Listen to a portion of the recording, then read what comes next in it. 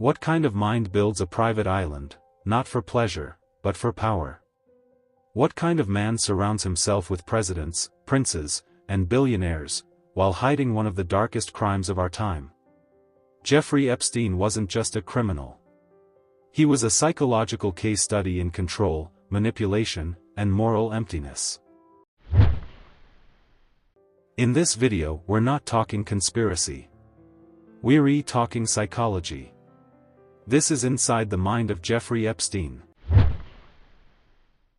The mask. Jeffrey Epstein didn't look like a monster. That's the first lesson.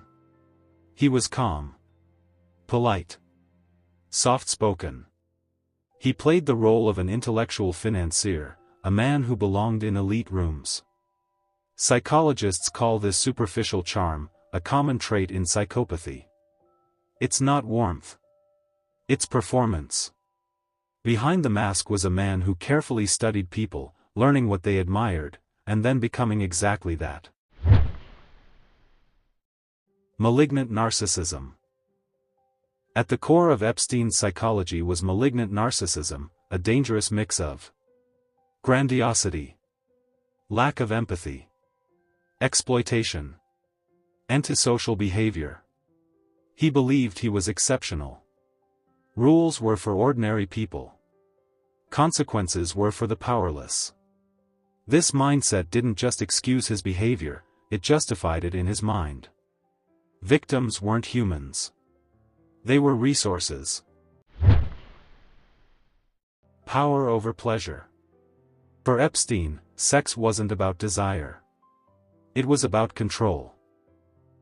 He targeted underage girls who were financially vulnerable, emotionally unsupported, easy to manipulate.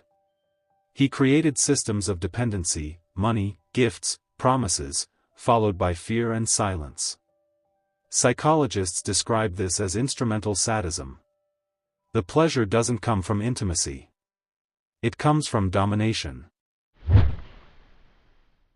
Grooming as strategy. Epstein didn't rush his victims. He trained them. Step by step. He normalized inappropriate behavior. Rewarded compliance. Punished resistance. Forced victims to recruit others. This creates trauma bonding, a psychological trap where fear and reward blur together. It's not chaos. It's calculated. The illusion of invincibility. Epstein escaped justice, again and again. Each escape reinforced a dangerous belief: I am untouchable. Psychologists call this power-reinforced moral disengagement. When consequences disappear, behavior escalates. He didn't hide because he felt guilty. He hid because he felt entitled. Emotional emptiness. Despite wealth, access, and influence, Epstein showed signs of profound emotional emptiness. No real intimacy. No empathy-based relationships. No emotional depth. For people like this, stimulation must escalate. Control must increase. Risk becomes addictive. The emptiness demands it. The system that failed. Epstein wasn't created by power, but power protected him. Elite connections validated his self-image. Institutions looked away. Silence became currency.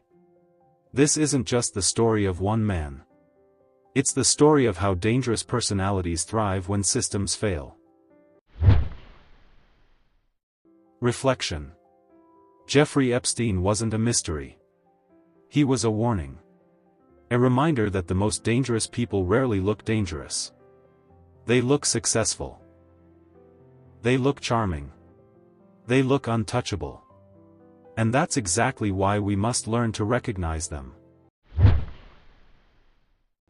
Call to action.